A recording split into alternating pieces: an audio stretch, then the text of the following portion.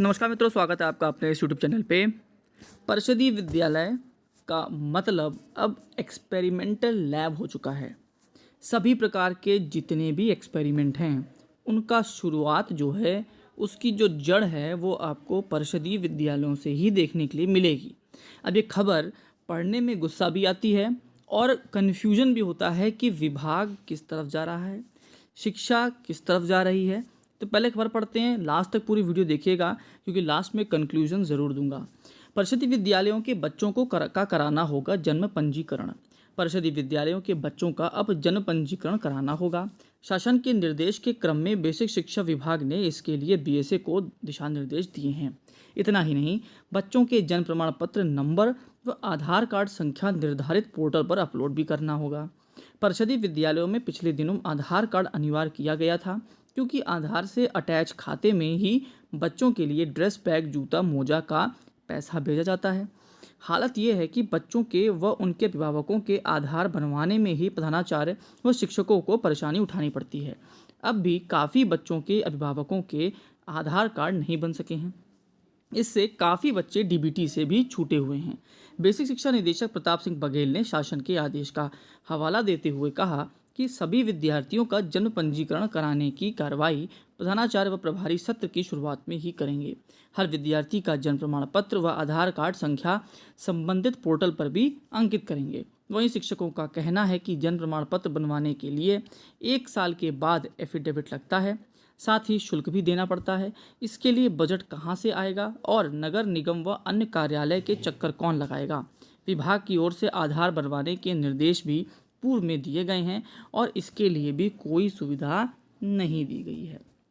अब देखिए, इस वीडियो को बनाने में गुस्सा सिर्फ इसीलिए आ रही है क्योंकि आप परिषदीय विद्यालयों में शिक्षक भर्ती करते हैं, लेकिन आप उनसे शिक्षण कार्य, आपने कभी देखा कि शिक्षण कार्य के लिए कोई क्लिपिंग आई हो, पेपर में आया हो कि शिक्षण कार्य के लिए ये करना है, शिक्षण कार्य के लिए वो करना है? बिल्कुल भी नहीं। ऊल जलूल बेफजूल के जितने भी काम हैं उनके लिए पेपर में हमेशा आप पढ़ते रहते हैं। उन्हीं में से एक ये आ चुका है। अब जिन बच्चों का जन्म प्रमाण पत्र नहीं बना है उनके लिए उसको बनवाना मतलब इतना कठिन कार्य है, उसको समझते हैं। सबसे पहली बात, जैसे यहाँ पे लिखा हुआ है एफिडेविट वाली बात, तो जो एफिडेविट होगा वो एफिडेविट बनवाएगा, उसके बाद उसको पास करवा के जो एसडीएम होते हैं उसके साइन होंगे। जब वो साइन हो जाएंगे तब जाके कहीं वो कागज़ बन पाता है। और इस बीच में 2-3 प्रक्रियाएं हैं कि कहाँ कहाँ से उसमें साइन होने हैं, कहाँ कहाँ से उसका ऑनलाइन फॉर्म भराना है, फिर वो पास होकर ऊपर तक जाएगा, फिर एक वकील उसको पास करता है और उसके बाद फिर वो एसडीएम के पास जाते हैं। एक लंबी प्रक्रिया है।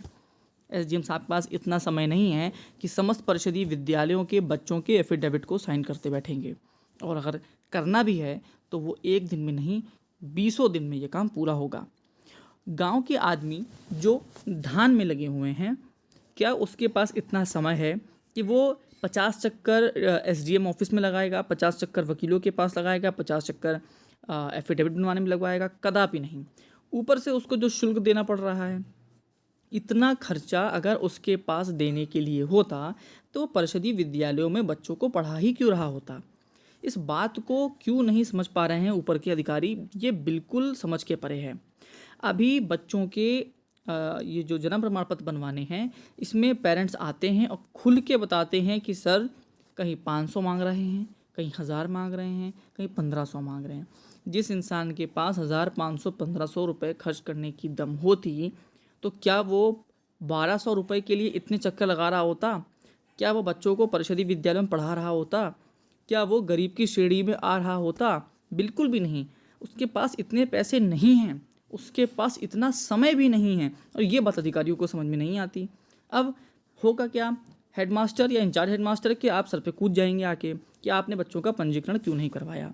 अब पंजीकरण कराने के लिए भाई प्रधानाचार्य क्यों जाएगा? उसका काम विद्यालय को देखना है, बच्चों को पढ़ाई है उसको देखना है, और जो बाकी काम है वो देखेगा कि बच्चों का वो जन्म प्रमाण पत्र बनवाएगा। इस बात को ऊपर के अधिकारी क्यों नहीं समझते हैं? या तो आप शब्द ही हटा दीजिए, आप शिक्षक कहना बंद कर दीजिए, मल्टीटास्किंग स्टाफ कहना शुरू कर दीजिए। 50 प्रकार के आपने काम दे रखे हैं आज भी। अच्छा, अब ये सोचिए, आधार कार्ड बनवाने के लिए बीआरसी में कैंप लगते हैं, बच्चों के फ्री में आधार कार्ड बनते हैं, उसके बावजूद भी ऐसा क्यों है कि बच्चों के आधार कार्ड आज भी नहीं बन पाए हैं। 100% आधार कार्ड क्यों नहीं बन पा रहे हैं, इसके पीछे सवाल क्या है? जब फ्री में बना रहे हैं आप और बीआरसी में आप केंद्र लगा रखे हैं, उसके बावजूद 100% नहीं बन पा रहे हैं। तो जब दूसरे विभाग से जाकर जन्म प्रमाण पत्र बनवाना, एफिडेविट बनाना, एसडीएम से साइन करवाना, इतने प्रकार के काम, आपको लगता है कि ये आसान काम है? जो कार्य आप अपने स्तर से नहीं करा पा रहे हैं वो आप दूसरे विभाग से जुड़कर काम करवा पाएंगे? बिल्कुल भी नहीं। अंत में होगा ये कि हेडमास्टर के खिलाफ नोटिस जारी करेंगे आप, और हेडमास्टर अपनी जान बचाने के लिए अपना पैसा लगाएगा, अपनी गाड़ी उठाएगा और बच्चों के केवल जन्म प्रमाण पत्र बनवाने में अपना दिन बेकार कर देगा। क्या विभाग की सोच है? किस तरफ अधिकारी सोचते हैं? वो शिक्षकों को समझते क्या हैं? इसका अर्थ आज तक समझ में नहीं आया। अगर बच्चे को पढ़ाने के कार्य के हिसाब से आप भर्ती नहीं करते हो तो भाई शिक्षकों की मान्यता जो आप रखते हो वो भी मत रखिए। आप उससे टेट पास कराते हैं, आप उससे सुपर टेट पास करवाते हैं, सुपर टेट पास करने के बाद भी वो मेरिट में आता है, मेरिट के बाद जाके उसको अपने विद्यालय मिलता है और उसके बाद आप उससे ये काम करवाते हैं। और अगर ये काम आपके स्तर से हो, मतलब हमारे विभाग से स्तर से हो, बीआरसी से हो, और कोई आप हमको कंप्यूटर दे दो, हम उसको केवल फीड करना हो, दूसरे विभाग से एफिडेविट ना बनवाना हो, तो भी ठीक है भाई, चलो हम एक बार को कर लेंगे।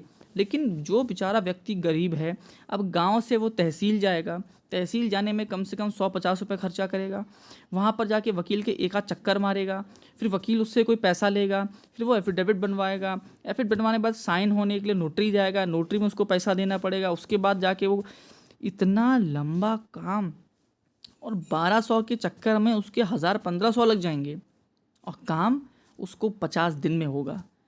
पता नहीं ऊपर, या तो अगर आपको इतनी तेज़ी से काम करवाना है तो आप किसी को नामित कर दीजिए कि परिषदीय विद्यालयों के जितने भी बच्चे आएंगे उनका एफिडेविट फ्री में बनेगा, कोई पैसा नहीं लगेगा। संबंधित व्यक्ति को आप तहसील में एक जिम्मेदारी दे दीजिए कि जितने परिषदीय विद्यालय के बच्चे आएंगे आपको उसके एफिडेविट फ्री में बनवाना है, एसडीएम साइन करवाना है।